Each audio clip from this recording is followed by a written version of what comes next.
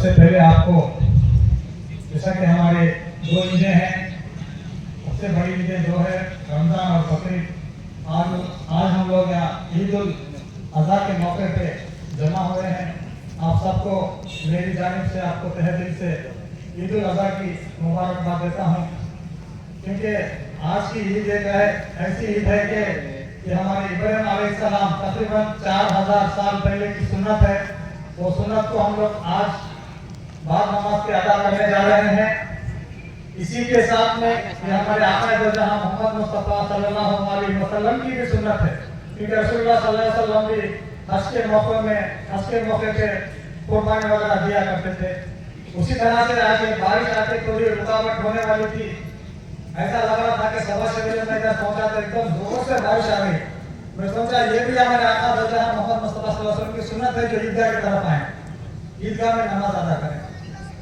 तो अल्लाह रब्बुल इज्जत कुरान के अंदर सूरह अनाम में कुर्बानी के ताल्लुक से जिक्र फरमाया है।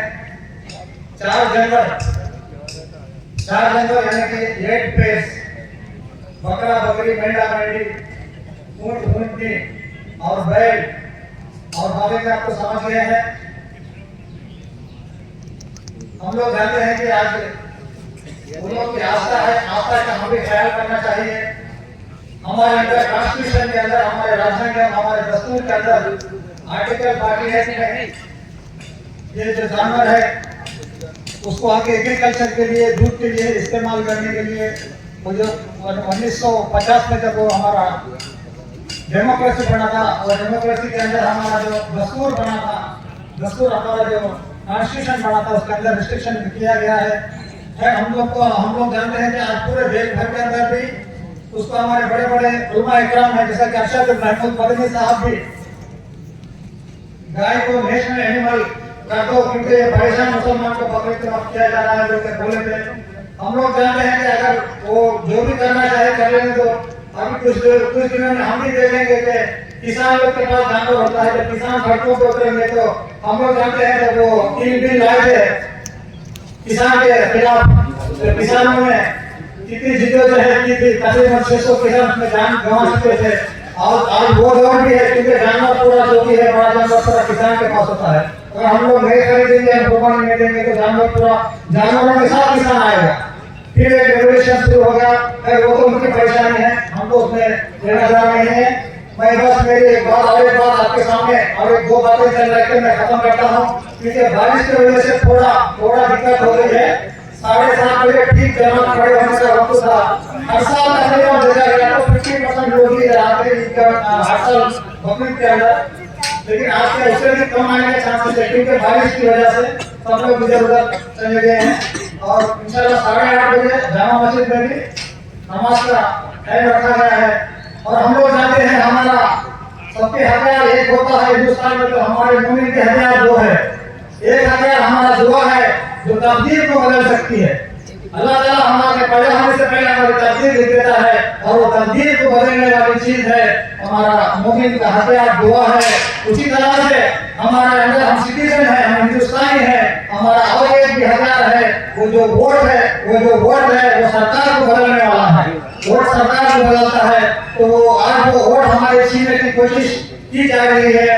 आप लोग सब जानते हैं कि बंगाल में, असम में क्या हुआ है। और आप लोगों से मैं गुजारिश करता हूँ कि और आप लोगों से गुजारिश करने से पहले एक बात कहता हूँ कि जब कभी भी रात में मैं सोता हूँ तो चैन से नींद नहीं आती। आजकल कभी परेशानी होती है, नींद बराबर नहीं आती मेरे को। मैं सोचता हूँ क्या करेंगे ये लोग, कहीं हमारे लोगों के, हमारे भाई बहनों के वोट ना कट कर दे।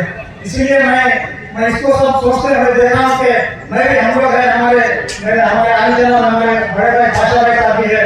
मैं इसको मद्देनजर में रख के हर जुमा यानी कि जुमा की नमाज के बाद से लेके शाम के 8 बजे तक, और हफ्ते के दिन सैटरडे सुबह 10 बजे से लेके शाम के 8 बजे तक मेरे दफ्तर पे ये एसआईआर का जो स्पेशल इंटेंसिव रिवीजन जो चल रहा है, इसके लिए एक प्रोग्राम रखा हूँ।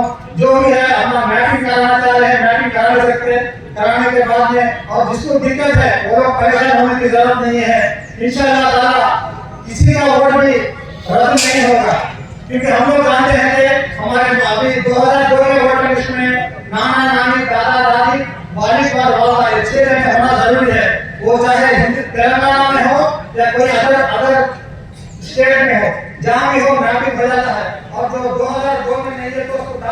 डेवलपमेंट करने की जरूरत है। 2002 में माँ बाप नहीं है, दादा दादी नहीं है, नाना नानी नहीं है, तो वो मैपिंग नहीं होता। अगर 2002 में हम लोग हैं तो हमारा बच्चों का होता। अगर 2002 में 6 लोग भी नहीं है, नाना नानी दादा दादी नहीं है, माँ वालिद वाला नहीं है, हमारा भी नाम नहीं है, तो वैसी सूरत में 30 जून 1987 से पहले का एक डॉक्यूमेंट हमको देना है। अगर 1 जुलाई 1987 के बाद का है तो 2 डॉक्यूमेंट, एक हमारा और हमारा वालिद वालदा का देना है, और 2002 के बाद में से अगर देना है तो डॉक्यूमेंट हमारा वोट हमारा करना है तो हमको 3 डॉक्यूमेंट देना है। सिर्फ हमारा एक देना है और एक वालिद का एक वालिदा का देना है, 3 डॉक्यूमेंट देना है। इस तरह से पेपरों का जो भी मसले मसाला है, जिसको भी क्रिटिकल है, जिसका भी नहीं हो पा रहा है, जो भी परेशान होने की जरूरत नहीं है, हमारे ऑफिस में अभी हिंदुस्तान के अंदर तक तेलंगाना रियासत में 24 जून से जैसे आप घर पर आने वाले हैं, आप मैपिंग करवाइए। जिसका मैपिंग नहीं होता कोई डरने की जरूरत नहीं है। भाषा जैसे मैं बोला हूँ, भाषा में भी हिम्मत दे, बोले नहीं भाई किसी का वोट भी रद्द नहीं होना, इसीलिए हम लोग ये काम करने जा रहे हैं। आपसे अपील करता हूँ कि ये जो मैं भाषण बोला हूँ, आप इस पे देखिए, गए करिए, अपना वोट नहीं जाना है। वोट हमारा हथियार है, हम सरकार बदल सकते हैं, वोट हमारा नहीं जाना चाहिए। इसके बाद में सिर्फ एक मिनट बात करके मैं रुखसत देता हूँ, क्योंकि हमारे इमाम साहब भी यहाँ मौजूद है। बस एक बात क्या कि परसों हानि जनाब हमारे सांबा शिवराज साहब ने मुख्यमंत्री साहब से मिले थे, मिलके तकरीबन 25-30 उनके जो भी रिक्वायरमेंट्स है वो दिए हैं। उसके अंदर एक 76 जीओ का भी मसला आया है। तो 76 जीओ में जैसा हम लोग जानते हैं 76 जीओ 2003 में चंद्रबाबू नायडू साहब से 527 जीओ आया था जो सिग्नल लैंड रेगुलराइजेशन की वजह से उसके ताल्लुक से। उसके बाद में 2004 में 373 आया था, 2014 में 171 जीओ आया था, बाद में 2019 टीआरएस गवर्नमेंट में 76 जीओ आया था। उसके अंदर वो 76 जीओ में तकरीबन सब्जेक्ट टू करेक्शन 4-5 हजार लोगों को पट्टे नहीं आए हैं। और मैं मुसलमान भाइयों से मैं वादा करता हूँ, अभी वो 76 जीओ हमारे वालिद जनाब हमारे एमएलए साहब के जरिए ओपन होने वाला है। जैसा ओपन होगा मैं वादा करता हूँ कि हमारे मुसलमान भाई का जिसका भी घर का पट्टा रुका है वो देने की जिम्मेदारी मेरी है, दिलाने की जिम्मेदारी मेरी है।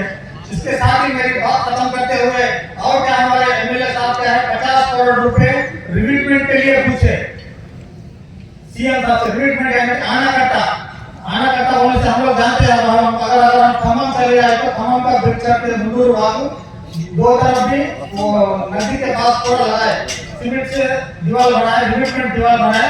क्योंकि बचपन में सन 1983-84 में हमारा कब्रिस्तान बतौर का कब्रिस्तान है, कब्रिस्तान में जाकर हम कब्रों पर बैठ के हमारे बुजुर्गों के कब्रों पे हम बच्चे थे छोटे 83-84 में हम खेला करते थे।